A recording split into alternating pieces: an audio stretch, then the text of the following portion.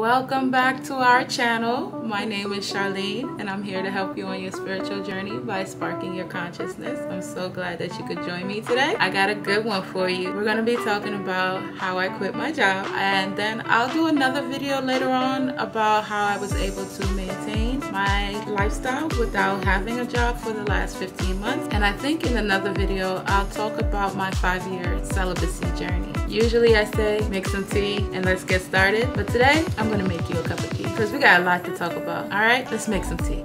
It's hibiscus, blueberry, cranberry, saffron.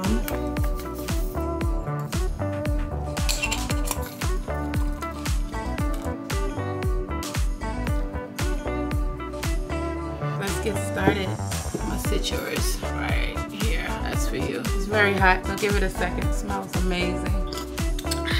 Delicious. You want a honey stick? I'll give that to you. I didn't know until I looked on YouTube yesterday that this was a whole thing of other people quitting their jobs. I didn't know that was a thing. Didn't know. I am not telling anyone to quit their job. First off, let me say I absolutely loved the view. The view that I had in that office was absolutely amazing. I'm going to show you. So once again in my journey, I found myself working in another toxic environment. I had a narcissistic supervisor. He was a covert narcissist.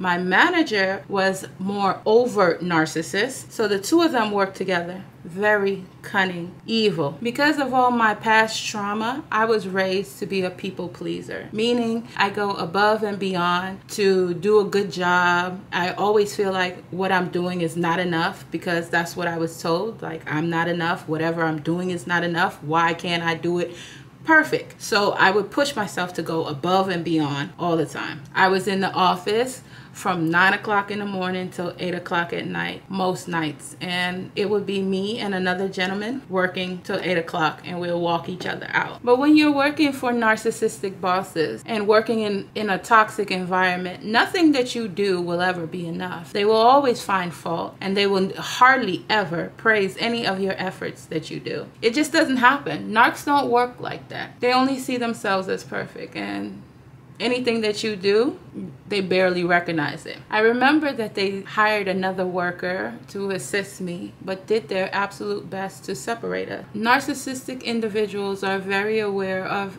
empaths and their energy. And what they like to do is isolate you. Whether it be in a family situation or on a job situation like mine, they'll isolate you. So they did their very best to separate us, me and the young lady that was assisting me. You might say, how is that possible? How did they separate you?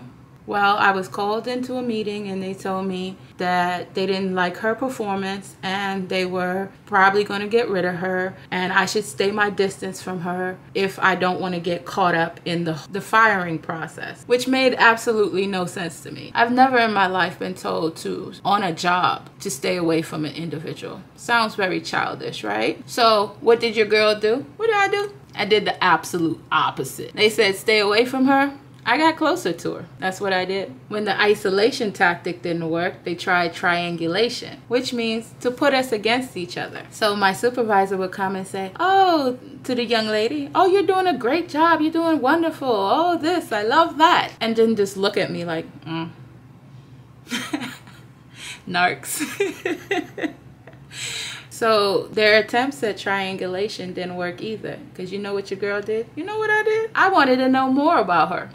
I said, let me dig a little bit deeper. Let me find out who she is. So I got some information about her background and what she'd been through. And she was like myself, had experienced a lot of trauma in her life, had a lot of obstacles. So I shared with her books that I knew helped me from my years with my life coach and my years with my trauma specialist. Shared those with her. We builded a very strong bond and decided that we were going to work together. Come to find out, she's also an empath, which was awesome. She's more of an aggressive empath where she didn't stand for being bullied. Me, I'm more on a passive empath where at the time I didn't have good boundaries. I didn't know how to stand up for myself. I would get bullied. I would let people kick me and drop kick me, and I would allow it because of my programming. She wasn't having it. So we decided to form a bond, a team together. And side note, if you're working in a toxic environment, now that you know that you have a light within you, please turn that light on and look around to see if there is anybody else that's on your frequency that you can work together. I know we're used to being to ourselves, being separate, but in this season, join forces with other people, other like-minded individuals, other people that's on your frequency. Look in your office if you have a toxic work environment.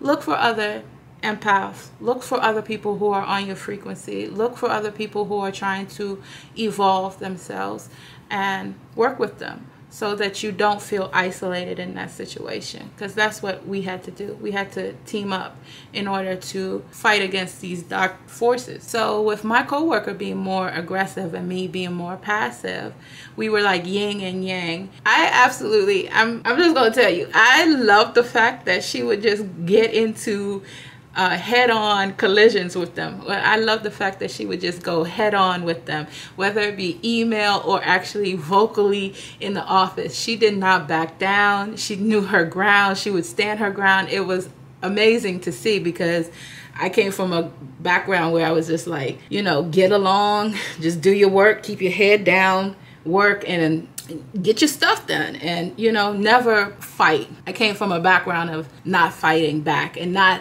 owning my voice. And this is part of the reason why I'm working with my trauma specialist to help me unblock my throat chakra. Because when I was growing up, I used to get in trouble for talking. They would say, "Who's that making all that noise? Charlene, I know it's you." And it wasn't me most of the time. So I got in trouble. I was programmed to believe was think more, talk less. That's what my programming did for me. It's hard for me to hit record on this camera because my throat chakra won't allow me to speak my truth freely. There's a blockage there. I admire the people who go live and talk and post videos 2, 3, 4 times a week. I'm not there, family. I'm not there. Work with me. I'm giving it all I got, but in my weakness, God is strong. So I'm mindful of that. Let's continue. So after me and my coworker teamed up and have been fighting with our narc bosses for a year, just battling it out, I learned a lot from her. I learned how to speak up for myself. I took them to HR on 3 different occasions, and I just told them, that I was being bullied, I was being belittled, the treatment that I was receiving was not up to par, that it was a toxic work environment. And so on 3 different occasions, I stood up for myself. So after going back and forth with my supervisor and my manager on 3 occasions, the 4th occasion came when we were having our conference call. They decided that they were going to put some pressure on me and squeeze me, and do pretty much the same thing that they've been doing. Try to belittle me, try to talk down to me, try to make me feel like I didn't matter. We were having this conference call via Zoom. I remember going within my spirit and I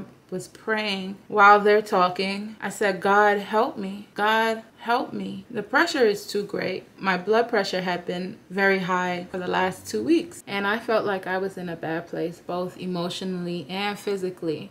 And they were squeezing down on me like narcs like to do. They enjoy making you go mentally unstable, physically breaking you. They enjoy tearing you down in any way. And I felt like I was being teared down, even though I had tried many times to put up a fight. And I said, "God, help me, help me." And the voice came back to me, "Let go." When I heard that, so I said, "God, let go, let go." Came back, the message was, "Let go." So at that moment, while we were in that Zoom call, I resigned, effective immediately. They both looked shocked, stunned. It's like, okay. It's like, okay, bye. I'll turn my stuff in tomorrow. And so I also want to tell you that my coworker, she resigned that same day as well. And she is in the process of suing them for harassment and bullying, because you can't let these narcs win. I've heard this saying that says, fight fire with fire, which I think is stupid. It's one of the dumbest sayings I've heard. You don't fight fire with fire. You fight fire with water, okay? So go get some water, and you hit them where it hurts, which is usually in the wallets. Now, these narcs have made a stronghold in many different companies, and you got to hit them where it hurts. You're going to hit their pocket. So that's what I had to do. That's part one. Now, having let go of my job and didn't plan on it. I did not plan on it. It was like God said, go. And in the next video, I will share with you how I survive and have been surviving. Not only surviving, but thriving. Wow, not working. Thank you for sticking around to the end of this video. I appreciate you so much. You're awesome. You have a great attention span, and it is very commendable. Be sure to put a teacup emoji if you made it all the way to the end of this video, because I appreciate you. So I'll be back next week, opening up my throat chakra again and letting you know more about my journey. Thank you so much. See you soon.